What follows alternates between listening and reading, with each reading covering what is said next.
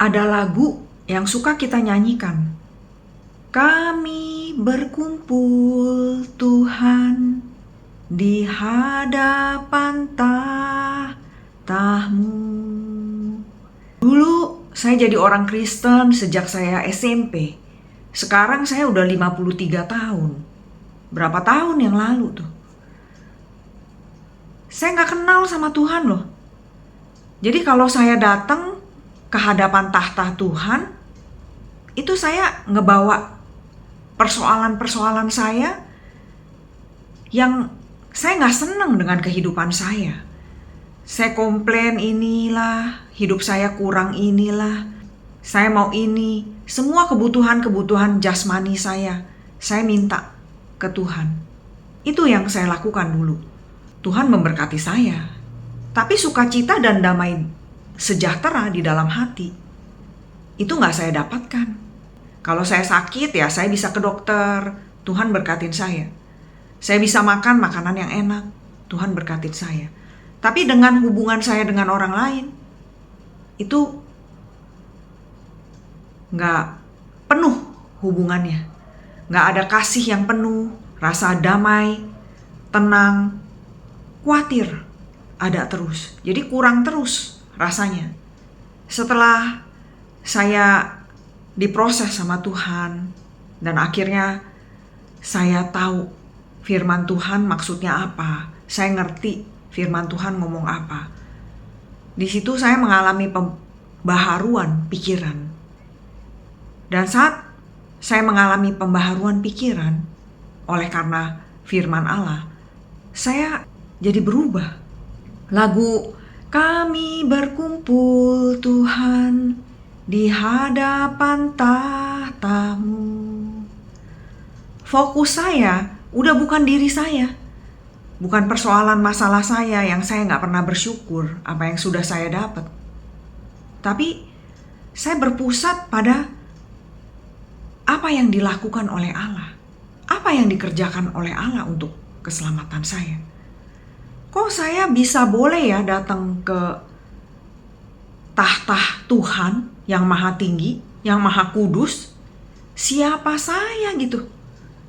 Kok kita bisa berkumpul datang di hadirat Tuhan? Gak sembarang orang bisa ada di situ. Yang bikin kita bisa ada di dalam hadirat tahta Allah itu Tuhan Yesus.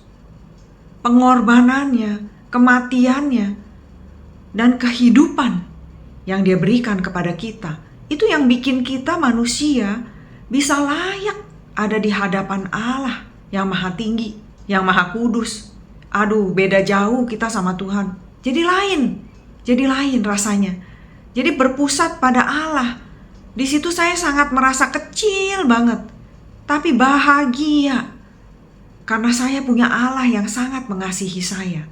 Saya bertumbuh di dalam doa. Lagu ini kan lagu untuk Roh Kudus dicurahkan kan. Curahkan kuasa Roh Kudus, penuhi hati kami. Roh Kudus bisa hadir gak? Dengan hati yang berkenan kepada Allah, yang memiliki iman kepada Dia. Roh Kudus pasti datang memenuhi kita. Pada saat Roh Kudus datang, hidup kita akan berubah, kita akan penuh dengan syukur. Kalaupun orang lain menyakiti kita karena dunia membenci kita, kita akan datang kepada Tuhan menceritakan ya keadaan kita. Tuhan, saya sedih karena ini. Tapi bukan untuk kesenangan kita gitu, tapi untuk kerajaan Allah yang kita bawa.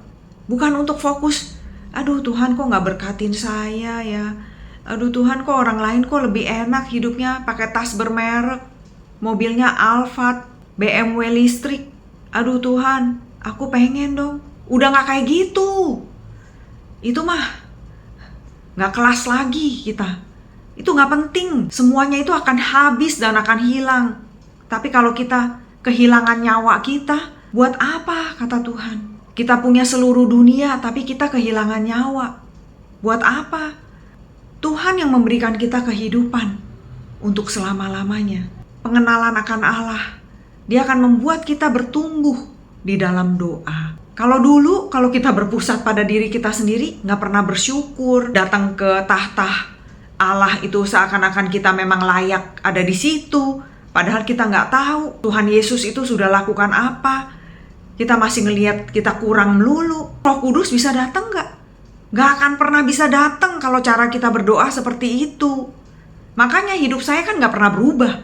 Berapa lama saya jadi orang Kristiani, cuman topengnya doang. Tapi setelah Tuhan hadir, itu mengubah seluruh kehidupan saya.